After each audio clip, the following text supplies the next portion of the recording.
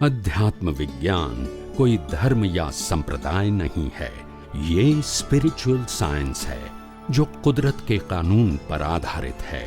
ये विज्ञान पूरे ब्रह्मांड के सभी रहस्यों को उजागर करता है और जीवन के सभी पहलुओं को समझने के लिए एक नई दृष्टि देता है। इसी को आर्ट ऑफ विजन कहते हैं, दुनिया को देखने की एक नई दृष्टि, जो अध्यात्म विज्ञानी परम पूज्य स्वामी श्री कमलेशानंद जी के निर्देशन में सनातन सत्य का अनुसंधान कर हमारे जीवन को प्रकाशित करे। जय सच्चिदानंद। भाइयों और बहनों, मातृशक्ति को नमन। हमारे बीच में स्वामी कमलेशानंद जी जो कि ज्ञान की वर्षा कर रहे हैं। कौन सा ज्ञान? विज्ञान। विज्ञान किसे कहते हैं? सनातन सत्य को विज्ञान कहते हैं। सनातन सत्य क्या है? कुदरत, कुदरती रचना, कुदरत का कानून। यानी अगर हमारी दृष्टि के अंदर जो है वह कुदरती रचना, कुदरत का कानून और कुदरत के सिद्धांत बैठ जाते हैं तो हम सही राह पर होते हैं। और वही रास्ता बताने के लिए स्वामी जी आए हैं, जो असंप्रदायिक है, किसी को कहीं कभी विघटन करने वाली बात नहीं है। स्वामी जी आपका बहुत बहुत धन्यवाद, कृतज्ञता। जय सच्चिदानंद। जय सच्चिदानंद। स्वामी जी, अभी हम जो आज व्यक्ति के जीवन में चल रहा है उसकी चर्चा करेंगे, प्रैक्टिकल लाइफ की बात करेंगे। आज का जो युग है बहुत आपाधापी का युग है। आज व्यक्ति को शांति नहीं, आनंद नहीं, व्यक्ति एक मैकेनिकल बन गया है। हम 50 साल पहले सुनते थे कि बाहरी दुनिया यानी विदेशों के अंदर व्यक्ति मैकेनिकल है, भौतिकवादी कहते थे हम। आज हम खुद भौतिकवादी बन गए।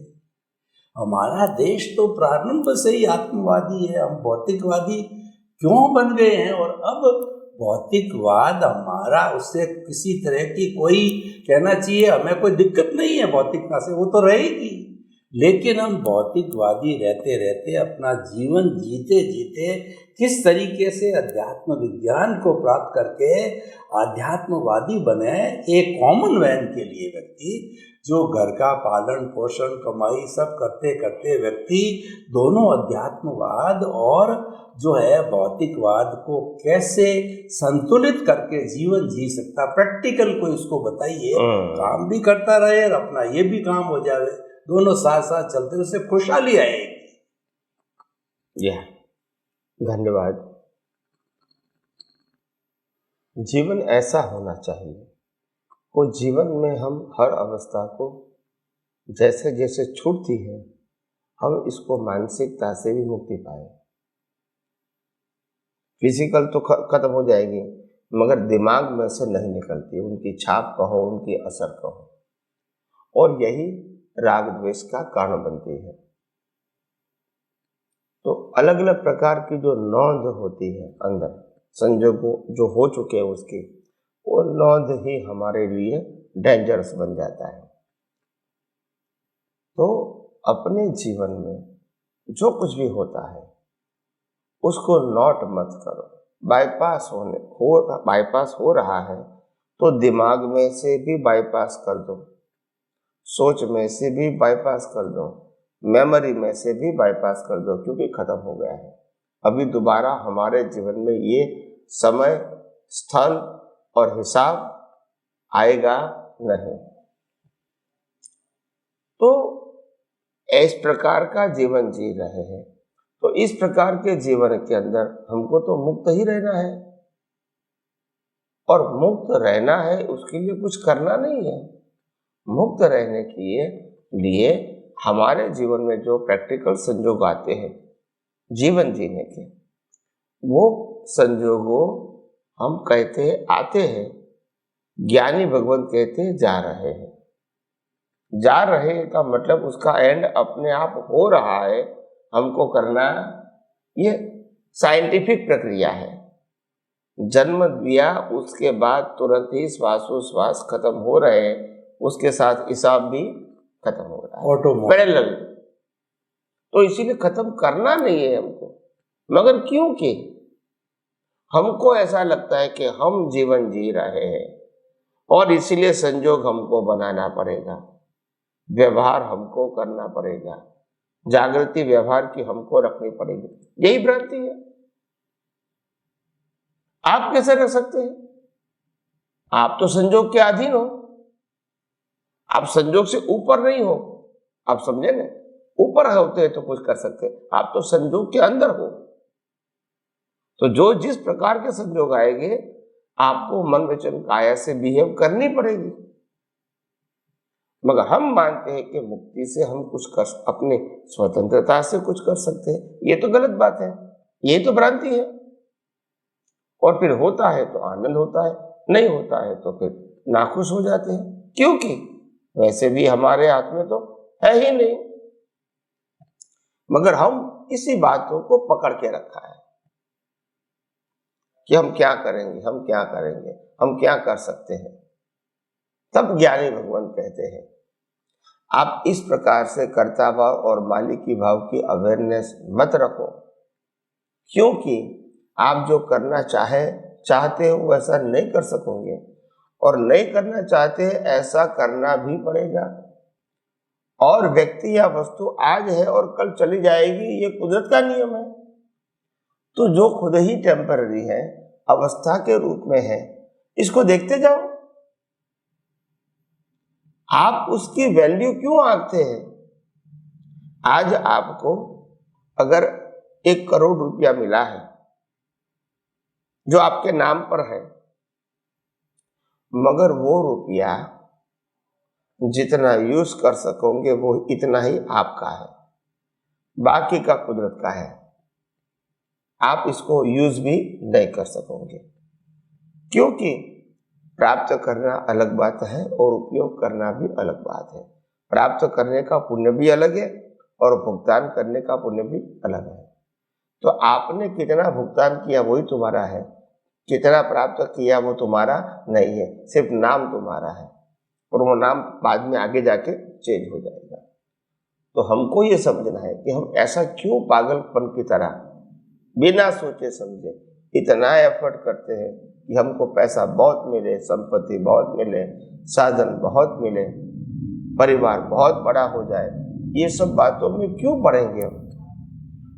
क्योंकि हमको मालूम है कि ये सब बातें तो कुदरत देती है और ले भी लेती है।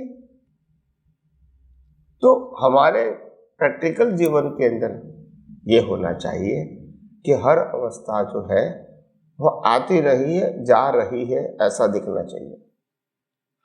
हर अवस्था के अंदर रहे हुए सत्ता, संपत्ति, संबंध, साधन वो भी आ नहीं रहे, उनका हिसाब पूरा हो रहा है। अगर किसी को देना है तो दे करके हिसाब पूरा करेगा, अगर किसी को लेना है तो ले करके हिसाब पूरा करेगा। कुछ नया नहीं होता है, नया हमको लगता है मगर नया होता नहीं है। ये पिछले अवतार के कर्मों के ट्रांजैक्शन का ही रिपेमेंट है। तो ये जितना जितना हमको समझ में आएगा, इतना इतना मालूम होगा कि प्रैक्टिकल लाइफ में आप पूरी लाइफ कुदरती रचना है, लाइफ के हर संजोग कुदरती रचना है, और लाइफ जो इंद्रियों से दिखती है बाहर की दुनिया व्यक्तियों के साथ, ये सब कुदरती रचना है। और हम जैसे कुदरती रचना देखेंगे तो हमारा आत्मविश्वास बढ़ जाएगा, फिर टेंशन नहीं रहेगा, भीख और भय नहीं रहेगा, और आदि व्याधि उपाधि शरीर को होगी उसमें भी समाधि होगी, क्योंकि आप उससे मुक्त रहते हैं। तो आध्यात्म विज्ञान और प्रैक्टिकल ज्ञान ये सिखाता है कि कोई भी अवस्था में मुक्त रहो। मगर आम आदमी कहेगा मुक्त कैसे रहेंगे भाई? जब जीवन हमारा जुड़ा हुआ है परिवार के साथ, साधन संपत्ति सत्ता के साथ जुड़ा हुआ है, तो मुक्त कैसे रहेंगे?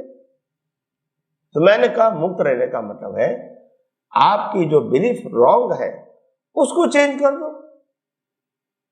शरीर को त्याग कर दो, संजोगों को बदलो। ये मेरा सब्जेक्ट नहीं है, मगर शरीर से मुक्त है तो मुक्त रहने की कोशिश करो ना, या तो मुक्त है ऐसा मानो तो सही। और अगर शरीर से मुक्त है तो शरीर चलाने वाले तो हम हो ही नहीं सकते। शरीर का हर संजोग कुदरत देता है। तो इस प्रकार से हर अवस्थाओं को, हर संजोगों को कुदरती रचना देखना क्या दिक्कत वाली बात है? जब आप अलग हो गए शरीर तो आपको मालूम है अभी मैं कुछ शरीर हो ही नहीं, चलाने वाला भी नहीं हूँ, तो शरीर और शरीर को चलाने वाला कौन है? तो शरीर कुदरत ने दिया है और शरीर चलाता भी है कुदरत, अंत भी लाता है कुदरत। यही देखोगे तो धीरे धीरे आपका सब अज्ञान हट जाएगा और जीवन जीने का आनंद आएगा। कोई प्रेशर नहीं रहेगा, कोई टेंशन नहीं रहेगा। मगर आप कर्ता बनोगे और फिर जब नहीं होगा तो फिर डिप्रेस हो जाओगे। ये करने की क्या जरूरत है? ये शरीर को कुदरत जो कुछ भी अच्छा बुरा करवा रही है वो कर्मों के भुगतान के समय, उसमें हमारी चॉइस नहीं होती है। अगर मन वचन काया से कुछ भी होता है, अगर उसमें कोई बात हमको पसंद नहीं है, हमारे लिए या सभी समाज के लिए वो नुकसान करता है, तो हम इतना पुरुषार्थ कर सकते कि हे अंतर्यामी परमात्मा, इस प्रकार के संजोग हमको दोबारा नहीं चाहिए, क्योंकि ये संजोग मोक्ष मार्ग के लायक और सहायक नहीं है। इतना कर सकते हैं, बाकी कोई ज्यादा संजोगों में अवस्थाओं में डीप में जाने की जरूरत नहीं है। तो इसीलिए आइए हम सब यही आध्यात्म विज्ञान को और गहराइयों से समझने की कोशिश करें। स्वामी जी आपका बहुत बहुत धन्यवाद। आपने बहुत सटीक फरमाया। जो कुछ भी आप कर रहे हैं, जो कुछ भी करना चाहते हैं, कर रहे हैं, जिस परिवार से है, जिस अवस्था में है, जिस पोस्ट के ऊपर है, आप करते रहिए, उसके ऊपर कोई रेस्ट्रिक्शन नहीं है। लेकिन ये करते करते अपनी जो बिलीफ है, आपकी जो सोच है, उस सोच को सही कर दीजिए, करेक्शन कर दीजिए। आप विजन में, दृष्टि के अंदर मुख्य चीज वो है, वहां पे वो सॉफ्टवेयर है, वहां पे आप बिलीफ को आप ये डाल दीजिए कि ये सारी कुदरती रचना है, अल्टीमेटली मेरा अस्तित्व तो शुद्ध आत्मा का है। यानी जब ये दोनों सिद्धांत, मैं शुद्ध आत्मा हूँ और मन वचन काया से मुक्त हूँ, इन दोनों चीजों को व्यक्ति सब कुछ करते करते विजन में सेट कर देता है, तो वो आराम से जिंदगी सुख की सोता रहता है। कोई संन्यास की जरूरत नहीं है, मुक्ति का मार्ग ही है वो उसके लिए। बहुत बहुत धन्यवाद स्वामी जी। स्वामी जी, आप कहते हैं कुदरत कुदरत का कानून, और कुदरत का कानून पूरी सृष्टि पे लागू होता है। कुदरत ही सबका संचालन करती है और व्यवस्थित शक्ति भी है। और जहाँ तक मैंने जो है अध्ययन किया या समझा, व्यवस्थित शक्ति व्यक्तिगत रूप से व्यक्ति के कर्मों का भुगतान कराने के लिए वह फंक्शन करती है। वो अंग तो कुदरत का ही है, कुदरत के कानून से संचालित कुदरत की एक शाखा है, पर वो व्यक्तिगत पे ज़्यादा काम करती है। तो कुल मिला के चाहे कुदरती रचना हो, कुदरती कानून हो या व्यवस्थित शक्ति हो, साइंटिफिक सर्कमस्टेंशियल एविडेंस हो, उसमें द्रव्य, क्षेत्र, काल, भाव और भाव, ये पंच समवाय मेन काम करने वाले हैं। तो कृपया 2-3 सटीक उदाहरणों से समझाइए, लोगों के समझ में आ जावे कि द्रव्य, क्षेत्र, काल, भाव और भाव किस तरह से जो है, क्यों कुदरती कानून और रचना को हम समझेंगे कैसे? जब इस चीज को, उनके साधनों को नहीं समझेंगे तो समझ में नहीं आएगा। तो कृपया 2-3 उदाहरणों से जो इसको क्लियर कीजिए, द्रव्य, क्षेत्र, काल, भाव और भाव को, ताकि लोगों के दिमाग के अंदर ये टर्म्स एकदम सेट हो जाए। तो अध्यात्म विज्ञान की दृष्टि से बताइए। नमस्कार, जय सच्चिदानंद। दुनिया की कोई भी अवस्था और मनुष्य के जीवन की कोई भी अवस्था, वो द्रव्य, क्षेत्र, काल और भाव के पर नहीं हो सकती। कोई भी कार्य बनता है, वो कार्य के लिए द्रव्य चाहिए। द्रव्य का मतलब होता है आत्मा भी कह सकते हैं या बॉडी भी कह सकते हैं। द्रव्य का मतलब होता है अस्तित्व। क्षेत्र यानी प्लेस, काल यानी समय। द्रव्य, क्षेत्र, काल, द्रव्य, क्षेत्र, काल और भाव। भाव का मतलब होता है जो भाव खड़े हुए थे, उसके लिए जो संजोग चाहिए वो भाव ही यहाँ रूपक, ये सब मिलने के बाद, द्रव्य क्षेत्र काल मिलने के बाद ही भाव रूपांतरित होंगे, यानी रिजल्ट में आएंगे। तो कहने का मतलब यह है कि कोई भी कार्य कोई भी इंसान से होता है, वो द्रव्य क्षेत्र काल और भाव के बिना नहीं होता है। मगर हमारी जो रॉन्ग बिलीफ है कि मैं कर रहा हूं, वो कर रहा है, ये लोग कर रहे हैं और बिना किए कुछ होता नहीं है, तो ये जो हमारी मान्यता है ये गलत है। बिना कुछ किए होता नहीं है, वो रिलेटिव सत्य के आधार से करेक्ट है, मगर जो हो रहा है वो ही द्रव्य क्षेत्र काल और भाव से हो रहा है। तो बिना किए तो नहीं हुआ, मगर करने का संयोग किसने दिया वो इम्पोर्टेंट है। भले मैंने किया, मैंने बोला, मैंने सोचा व्यवहार से, मगर ये बोलने का, सोचने का, क्रिया करने का संयोग कुदरत नहीं दिया है, यानी वो बोलना, सोचना, करना उसमें भी मेरी फ्रीडम नहीं है। तो फिर द्रव्य क्षेत्र काल भाव का मतलब होता है ये सब संयोग जब अनुकूल होंगे, मिलेंगे, तभी आपका कार्य होगा। आपकी मर्जी से, आपके समय या आपके स्थल या आपकी चाहती व्यक्ति के साथ होगा ये जरूरी नहीं है, ये सब तय करेगा कुदरत का कानून। तो इसीलिए द्रव्य क्षेत्र काल भाव ये जो बातें हैं वो क्या है, वो द्रव्य क्षेत्र काल भाव का मतलब होता है कोई भी अवस्था को रिजल्ट में लाने के लिए इतने प्रकार के संयोग कुदरत प्रोवाइड करती है। द्रव्य भी प्रोजेक्ट करती है, प्लेस भी प्रोजेक्ट करती है, समय भी प्रोजेक्ट करती है और समय के अनुरूप भुगतान भी प्रोजेक्ट करती है, जो आपका कर्मों का एक्चुअली फल है। तो इस प्रकार से कर्म फल मिलता है या तो कार्य होता है। तो हमारा पूरा जीवन कर्म फल ही है, मगर हम इसको कितना समझ पाते हैं वो तो व्यक्तिगत विषय है, पर समझना हमको यही है कि सब कुछ कुदरती रचना है। जितना समझ में आए वो भी और ना समझ में आए वो भी कुदरती रचना है। तो इसीलिए हम कुदरती रचना को और गौर से समझने की आगे आगे प्रयास करेंगे। जय सच्चिदानंद। स्वामी जी आपका बहुत बहुत धन्यवाद। द्रव्य क्षेत्र काल भाव कुदरत के अंग हैं और कुदरत इन अंगों के माध्यम, शरीर भी अंगों से चलता है, इन अंगों से काम करती है, लेकिन कुल मिलाकर प्रश्न ये है कि यह सारी कुदरती रचना है। हमको जो मुख्य बात आपके फरमाने का यह है कि जो कुछ भी चल रहा है वो कुदरती रचना के हिसाब से चल रहा है। ये बहुत सरल बात है और ये तो प्रैक्टिस की बात है और एक ही चीज़ सीखनी है। कोई 100 चीज़ें सिखाई जाए तो आपको कौन सी याद रखूं, कौन सी नहीं रखूं।